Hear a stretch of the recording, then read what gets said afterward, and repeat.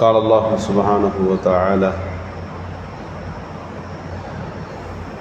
رضي الله عنهم ورضوا عنه صدق الله مولانا العلي.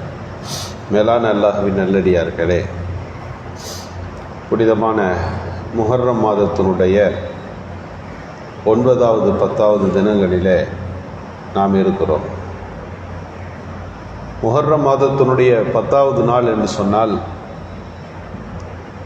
இஸ்லாமிய வரலாற்றிலும் சரி, இஸ்லாமிய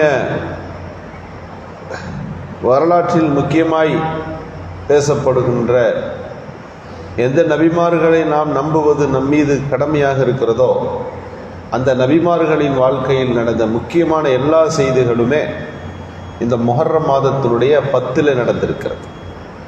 முஹர்ரம் 10 அப்படின்னா ஒரு வெற்றிக்குரிய நாள். ஆதம் அலைஹிஸ்ஸலாம் வாழ்க்கையில் ஒரு வெற்றியான ஒரு தருணம் எது அப்படின்னு நீங்கள் படிச்சீங்கன்னா முஹர்ரம் 10 தான் தரும். நூஹ் அலைஹிஸ்ஸலாத்தினுடைய கப்பல் புறப்பட்டது, அது எப்போது நின்று மக்களெல்லாம் வெளியே வந்தாங்க அப்படின்னு முந்தைய வேதங்களில் அந்த முஹர்ரம் 10 தான் சொல்லப்படுகிறது. இஸ்லாமிய வரலாறும் அதை உறுதிப்படுத்துகிறது. அய்யூப் அலைஹிஸ்ஸலாத்தினுடைய நோய் நிவாரணம் எப்போது நடந்தது, இப்படியெல்லாம் நீங்கள் எடுத்தீங்கன்னா முஹர்ரம் 10 என்பது மிக முக்கியமான ஒரு புனிதமான தினம்.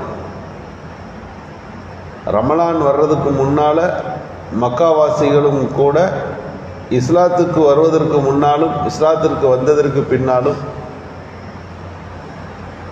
அந்த மிடில் ஈஸ்ட் என்று சொல்லுகின்றோமே, அந்த பகுதி முழுக்க இந்த முஹர்ரம் 10 என்பது ஒரு முக்கியமான நாளாக கருதப்பட்டது. காரணம் என்னன்னு கேட்டால், நபிமார்களின் வரலாறுகள் அங்கு அதிகம் அந்த பகுதியோடு சம்பந்தப்பட்டிருக்கிறது. எனவே அந்தந்த நபிமார்களுக்கு வெற்றி கிடைத்த நாள் முஹர்ரம் 10 என்ற அடிப்படையில் அந்த நாள் அதற்கு ஈடு இணை எதுவுமே இல்லாத ஒரு பெரிய பெருநாள் முஹர்ரம் 10. ரசூலுல்லாஹ் மதீனாவுக்கு வந்தாங்க. மதீனாவில் பார்த்தா முஹர்ரம் 10 அன்னைக்கு எல்லாம் நோன்பு வச்சிருக்கிறாங்க, எல்லோரும் நோன்பு வைத்திருக்கிறார்கள். அப்போ சஹாபிய பெருமக்கள் சொன்னார்கள், யூத சமூகம் இன்றைக்கு ஒரு முழுக்க நோன்பு வச்சிருக்கிறாங்க. என்ன காரணம்னு கேட்டால், இன்னைக்கு தான் மூசா அலைஹிஸ்ஸலாம் அவர்களுக்கு வெற்றி கிடைத்தது. மூசா அலைஹிஸ்ஸலாத்துக்கும் ஃபிரௌனுக்குமான அந்த மிகப்பெரியதொரு போட்டியில், மிகப்பெரியதொரு சவாலில் தீர்க்கமாய் இறுதி வரை இருந்து போராடி ஹஜ்ரத் மூசா அலைஹிஸ்ஸலாம் அந்த பனு இஸ்ரவேல் சமூகத்தை எகிப்தில் இருந்து அழைத்து கொண்டு இந்த இடத்துக்கு வந்துட்டாங்க. எகிப்திலே தான் அவர்கள் ரொம்ப காலம் அடிமையாக இருந்தார்கள்.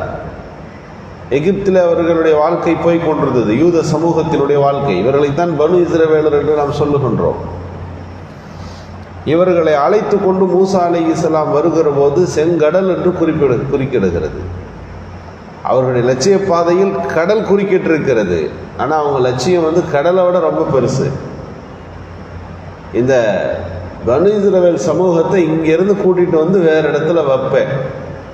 மூசா அலைஹிஸ்ஸலாத்தினுடைய வைராக்கியமான அந்த சூழல் என்ன, பனு இஸ்ரவேல் சமூகத்தை நீ அடிமைப்படுத்தி வைத்திருக்கிறாயா என்று அவர்கள் அந்த ஃபிரௌனிடத்தில் பேசிய பேச்சுக்கள் வந்திருக்கிறது. நான் உன்னிடத்தில் ஏன் வந்திருக்கிறேன் தெரியுமா, இவர்கள் எல்லாம் இங்கிருந்து கூட்டிகிட்டு போகத்தான் வந்திருக்கிறேன் என்று மூசா அலைஹிஸ்ஸலாம் அவர்கள் பேசுகிறார்கள். கடல் குறுக்கிடுகிறது. அல்லாஹ் சொன்னான், கடலிலே உங்களுடைய தடியை கொண்டு அடியுங்கள் என்று உத்தரவிட்டான். கடல் பிளந்தது என்ற வரலாற்றை நாம் படிக்கிறோம். வரலாற்றில் அதுவெல்லாம் ஒரு சம்பவங்களாக நாம் கேட்கிறோம். ஒரு மனிதனுடைய வாழ்க்கையில் ஒரு சவாலாக எதிர்நிற்கிற காரியங்கள் எப்படிப்பட்டது. உலகத்தையே ஆட்சி செய்கிற ஃபிரௌன் பெரிய படையோடு வந்து இவர்களை பிடிக்க வந்து நிற்கிறார். அத்தனை ஆண்டுகள் மக்கள் எல்லாம் அவர்கள் அடிமைப்பட்டிருக்கிறார். அவங்களை எல்லாத்தையும் கூப்பிட்டு வேற ஊருக்கு போகிறது. ஒரு நபரா 2 நபரா, அத்தனை பேரை லட்சக்கணக்கான நபர்களை அழைத்து கொண்டு இங்கிருந்து வேற ஊருக்கு போகணும்.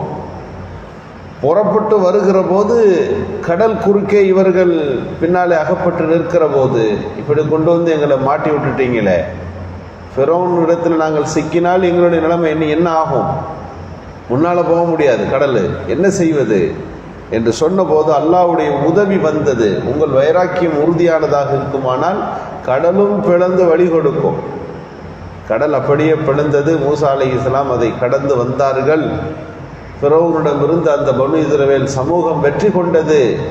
அந்த வெற்றியை கொடுத்த தருணத்தை நினைவு கூறுகிற வண்ணமாகத்தான் இந்த முஹர்ரம் 10 அன்னைக்கு நாங்கள்லாம் நோன்பு வைக்கிறோம்.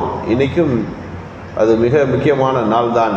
அந்த யகூதிகள் இஸ்ரவேலர்கள் வாழ்கிற பகுதிகளில் ரசூலுல்லாஹி ஸல்லல்லாஹு அலைஹி வஸல்லம் சொன்னாங்க, மூசா அலைஹிஸ்ஸலாம் அவர்களுக்கு அல்லாஹ் கொடுத்த வெற்றியை கொண்டாடுவதற்கு நாம் அவர்களை விட தகுதியானவர்கள். எனவே 10 அன்னைக்கு மட்டும் நோன்பு வைக்காதீங்க. 9வது தினத்தையும் 10வது தினத்தையும் சேர்த்து 2 தினங்கள் நீங்கள் நோன்பு நோடுங்கள் என்று ரசூலுல்லாஹி ஸல்லல்லாஹு அலைஹி வஸல்லம் உத்தரவிட்டார். அப்போ 9, 10 அந்த 2 நாட்கள் கொஞ்சம் வேறுபாடு. அவங்க ஒன்று செய்கிறாங்கன்னா அதே மாதிரி நம்ம செய்யாமல் கொஞ்சம் வித்தியாசப்படுத்துறது. ரசூலுல்லாஹி ஸல்லல்லாஹு அலைஹி வஸல்லம் சொன்னாங்க, யகூதிகள் மீசையை தாடி 2 வளர்க்குறாங்க, நீங்கள் கசுஷாரி மீசையை மட்டும் கத்திரிச்சிட்டு தாடி வளருங்க. நம்மளும் தலப்பாக கட்டுறோம், அவங்களும் தலப்பாக கட்டிக்கிறாங்க. நீங்கள் தொப்பி போட்டு தலப்பாக கட்டுங்க. அவங்க வெறும் தலப்பாக தான் கட்டியிருப்பாங்க.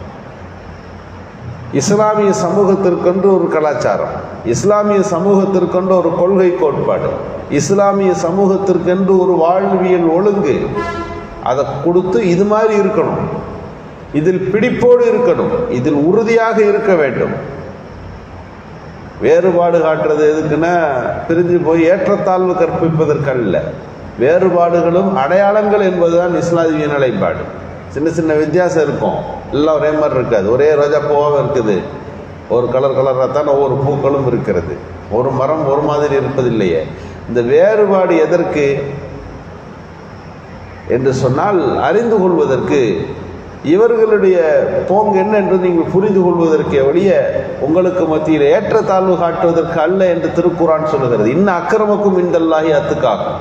உங்களில் நீங்கள் என்ன வேஷம் போட்டாலும் என்ன கோலம் பூண்டாலும் உங்களில் சிறந்தவர் யார் அப்படின்னா இறையச்சம் உள்ளவர்கள் தான். அவங்க தான் சிறந்தவங்க. இந்த அடையாளங்கள் எதற்கு? ஒன்று மக்களுக்கு மத்தியில் புரிந்து கொள்வதற்கு, இந்த கொள்கையில் எந்த குழப்பமும் ஏற்பட்டு விடாமல் இருப்பதற்கு. நபிகள் ஸல்லல்லாஹு அலைஹி வஸல்லம் அவர்கள் இஸ்லாமிய சமூகத்திற்கு அழகான முறையில் வழிகாட்டினார்கள். இந்த முஹர்ரம் 10 மிக முக்கியமான தருணம் என்கின்ற அதே நேரத்தில், எல்லோருக்கும் வெற்றி கிடைத்தது என்கின்ற அதே நேரத்தில் இன்னொரு சோகமான செய்தியும் இதில் உண்டு. நபிகள் நாயகம் ஸல்லல்லாஹு அலைஹி வஸல்லமுடைய பேர குழந்தை ஹஜரத் ஹுசைன் ரலியல்லாஹு கர்பலா என்ற இடத்துல வைத்து ரசூலுல்லாஹ்வுடைய குடும்பம், அதற்கு பேர் அஹ்லுல் பைத் என்று சொல்லுவார்கள், 72 பேர் இதே கர்பலாவில் வைத்து கொல்லப்படவும் செய்தார்கள். இந்த வரலாறு இஸ்லாமிய வரலாற்றில் யாரெல்லாம் அதற்கு காரணமானவர்களோ அத்தனை பேரும் சபிக்கப்பட தகுந்தவர்கள். ரசூலுல்லாஹ்வுடைய பேர குழந்தை, அவர் திட்டம் தீட்டி அவர்கள் படுகொலை செய்யப்படுகிற ஒரு காட்சி. இதில் ஈடுபடுகிற எவர்களை இஸ்லாமிய உம்மத் அது என்ன பிரிவாக இருந்தாலும் அதை மறுப்பார்கள். ஷியாக்கள்னு ஒரு குரூப் இருக்கிறாங்க, இதெல்லாம் நம்ம ஆதரிப்பதை போல நினைக்கிறார்கள். இல்லை, ஒட்டுமொத்த இஸ்லாமிய உலகமும் ஹஜ்ரத் ஹுசைன் ரலியல்லாஹுடைய கொலைக்கு காரணமானவர்களை சபிக்கிறது. அதில் ஈடுபட்ட அத்தனை பேரும் அவர்கள் மீது லானத்து செய்கிறது. அந்த யஜீது தான் முக்கியமான ஆள், அவர் தான் இதுக்கெல்லாம் காரணம். யஜீது கடைசியாக புனிதமான நகரம் என்று சொல்லப்படுகிற மக்காவையே தாக்கினார். மக்காவுக்குள்ளே வந்தார், அங்கே ஆளுநர்களை அங்கேயும் அவர் கொன்றார். இப்படிப்பட்ட ஒரு நபரை இஸ்லாமிய உலகத்தில் சியா சன்னி பிரிவுகள் என்று நாம் பிரித்து வைக்கிறோம், யாரும் ஏற்கவில்லை. அவர்களின் துக்கம் என்பது அவர்களுடைய மரணம் என்பது எல்லோருக்குமாக ஏற்பட்டிருக்கக்கூடிய வருத்தம் தான், அதில் மாற்று கருத்துக்கு இடமில்லை. ஆனால் எந்த துக்கமாக இருந்தாலும் 3 நாட்களுக்கு மேல் அனுஷ்டிக்க வேண்டாம் என்பது மார்க்கத்தின் நிலைப்பாடு. அதற்குன்னு சில அடையாளங்களை நாம் 1400 ஆண்டுகளாக வைத்திருக்க வேண்டுமா?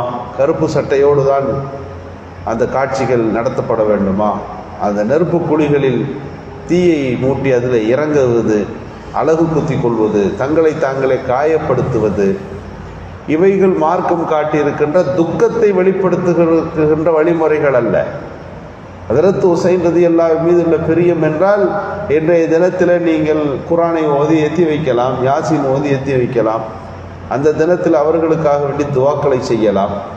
இது தாண்டிய ஒரு இருக்கக்கூடிய இந்த நடைமுறைகள் இன்றைக்கும் நாங்கள் துக்கத்தை வெளிப்படுத்துகிறோம் என்று சொல்கின்ற பண்பிலிருந்து இஸ்லாமிய உம்மத் கொஞ்சம் வேறுபடுகிறது. இந்த வேறுபாடு தான் சியா சன்னினே போயிருச்சு. அல்லாஹு சுப்ஹானஹு வ தஆலா எல்லா நபிமார்களுக்கும் வெற்றியை கொடுத்த இந்த முஹர்ரம் 10 ஹுசைன் ரலியல்லாஹு வாழ்க்கையிலே நடந்த துக்கத்தின் காரணமாக இது துக்க நாளாக நாம் அனுஷ்டிக்க தேவையில்லை என்பதுதான் நாம் சொல்ல வருகின்ற செய்திகளாக இருக்கின்றன. அல்லாஹு சுப்ஹானஹு வ தஆலா ஆஷரா தினத்தில் என்ன நன்மைகள் எல்லாம் நபிமார்களுக்கு வழங்கினானோ அதுபோல நம்முடைய வாழ்க்கையிலும் கடந்த கால சூழல்களில் இருந்து அதில் இருக்கக்கூடிய சோகங்களிலிருந்து விடுபட வைத்து வெற்றிகளை நமக்கு தந்தருள் புரிவானாக. சுப்ஹானல்லாஹி வபிஹம்திஹி அதத ஹல்கிஹி